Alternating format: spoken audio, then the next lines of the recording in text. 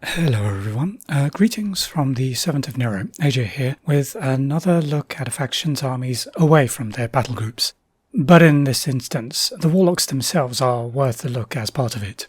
However, this take remains a little odd, given the very brief history it's had compared to pretty much every other faction, at least those based in Amorin, for whom there is perhaps one exception. Even so, there's something to be said about the dragon himself when it comes to what the faction he built up around himself, because of his rather colourful life and experiences elsewhere in the Iron Kingdoms.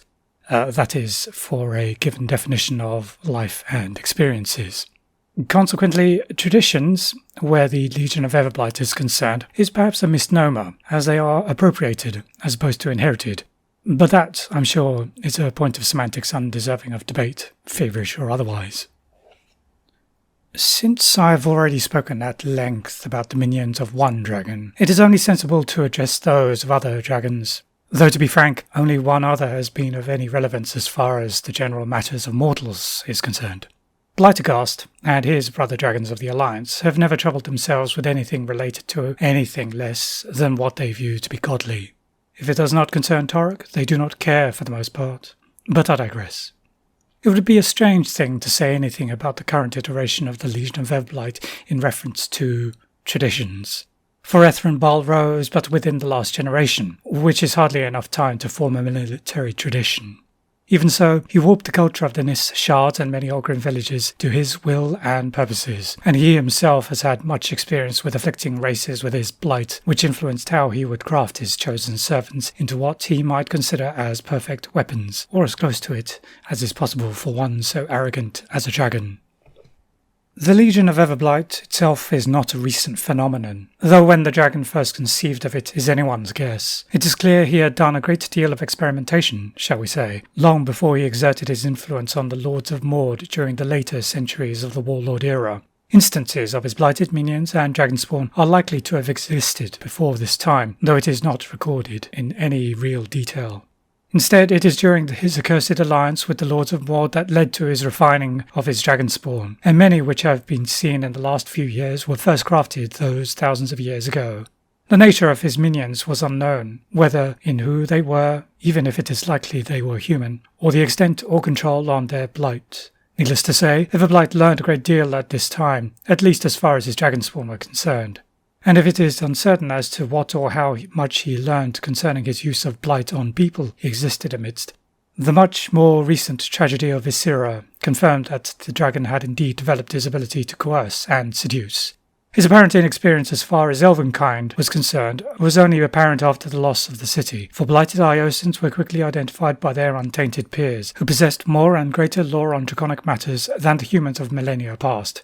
Thus, Ethrenbal's presence was discovered, forcing him to the surface from his lair underneath Ysera, the resulting battle leading to the capture of the dragon Zathank and the destruction of the city and the fane of Iisla. The victorious Iosans, though no elf to this day considered it a victory by any measure, spirited the Zathank away in a vault to be buried in the northern mountains near to the Nyss shards. This fate doomed the majority of our cousins, the Winter Elves, with the recovery of the Zathank by the accursed Ogren Thagrosh, while the dragon easily persuaded the ambitious sorceress Veil to betray her people with the promise of power.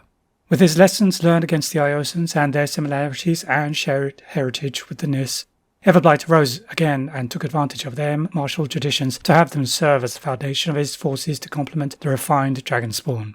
But among his first and most senior of his servants were those who had become warlocks. Most instrumental was the aforementioned Veil Halir, a Nyss sorceress notorious among her peers and the Nyss priesthood for her ravenous desire for knowledge and power, purely for the sake of knowledge and power. Her colleagues were drawn from the other varied walks of life trodden by her fellow Nyss when they were untroubled by the machinations of dragons. She shared little in common with them, least of all her ambition and ruthlessness, and most only those things which made them warlocks under Everblight, a shard of his Zathank within their chests, the telepathic link with the dragon's being which drives their purpose and ensures their servitude under him, and the bond with Everblight's dragonspawn. For example, Lilith Voisse was from a distant village close to the borderlands of Kador, and would have become a leading huntress for her shard were it not for the dragon's rise. Continuing in this vein of diversity, Chrysa was from among the Nyss martial traditions, being a Riss of Us before Everblight transformed that order into the blighted Nyss legionnaires. Even the Nyss priesthood was not immune from the dragon's manipulation, for Bethane was a devout priestess of Nissor before she was corrupted by Vale into becoming another of his commanding warlocks. It can be easily seen the Nyss traditions themselves stretch far back to when the people of Nysathil left Ios and settled in the Shard Spires in the mountains to the north, close to the borders of rural Lancador. The elves had to adapt to a much harsher environment than what they were accustomed to in the forests of the Mistbow and the Iosan interior. Among themselves, the Nyss would have, like us, their Iosan cousins, a military organisation much like the noble houses, and houseguard forces similar to what the Home Guard coalition was. However, as they departed from our lands before many of the technological innovations we recognise now came into use, we typically demeaned the hunters of the shards for their seeming lack of development.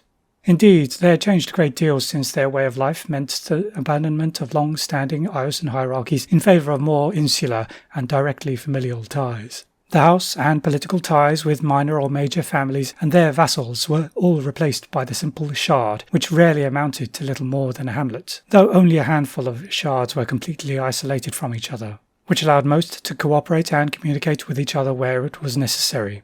Likewise, the Winter Elves replaced the old organisation of forces with more irregular bands whose names and functions better suited where the Nyss found themselves, or what the shards needed specialising in, all without Ios's sprawling cities and without the meddling of the Halatir. From this evolved the informal traditions of the Nyss military.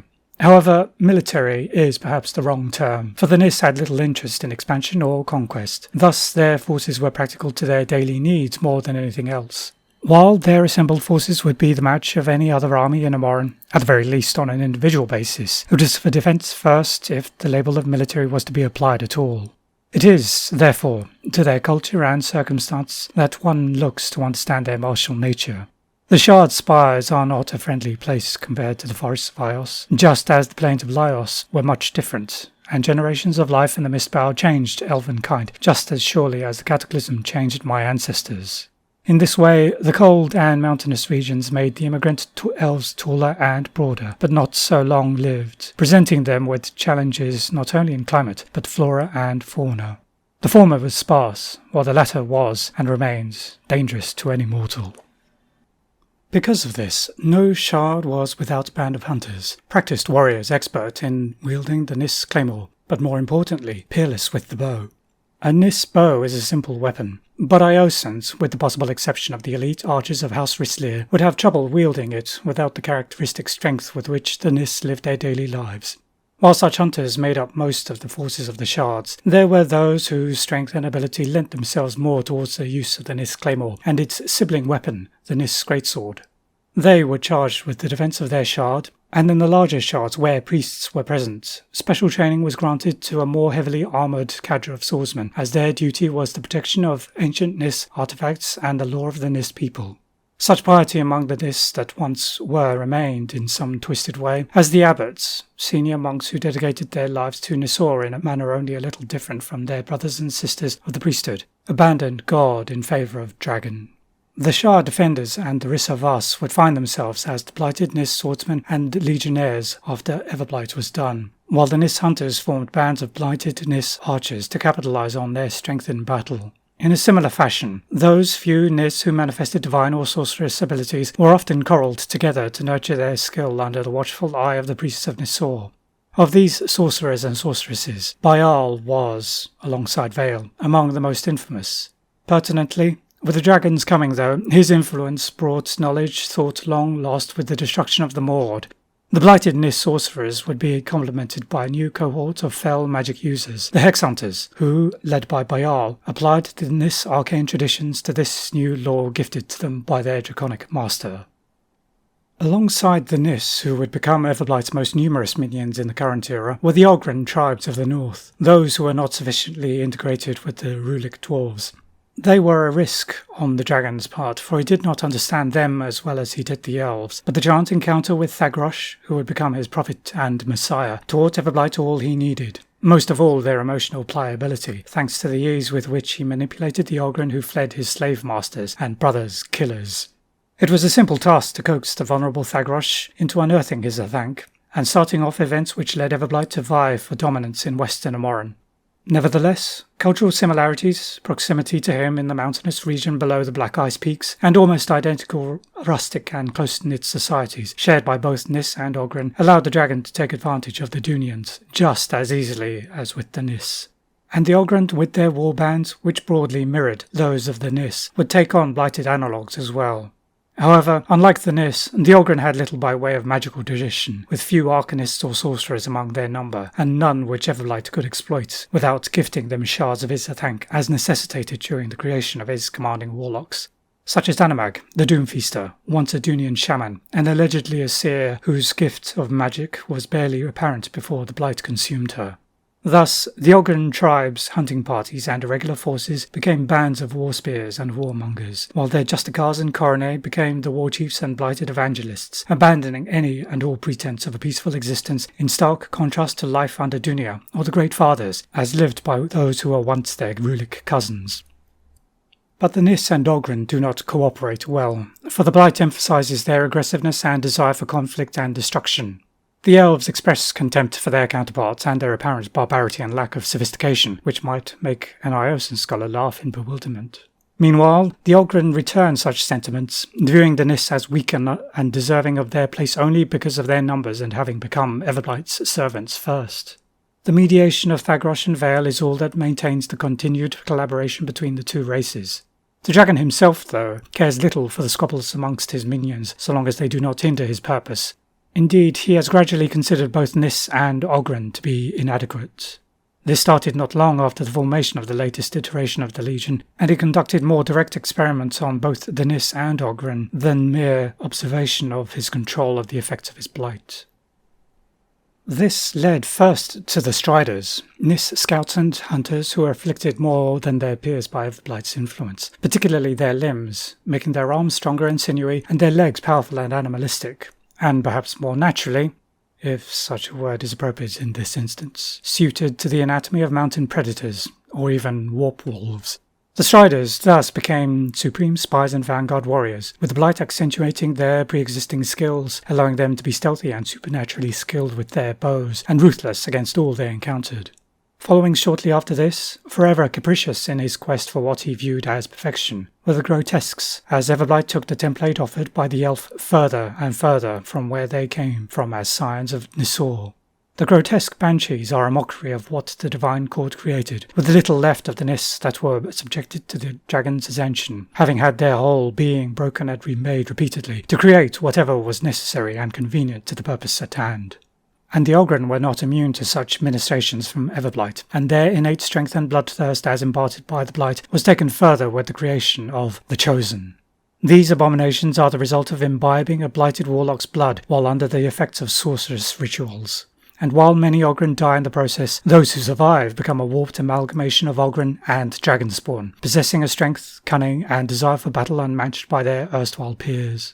Despite all this, and particular to the Nyss, such improvements, or desecration, as any untainted elf, whether Nyss or Ison, views them, were not enough for Everblight, and the next step of this forced evolution, as it were, coincided with the coming of the Infernals. Upon witnessing the archons of the other gods of Amoran, he tore apart and redid his work, eventually creating the Virtues, and his own version of the divine heroes, the Blighted Archon.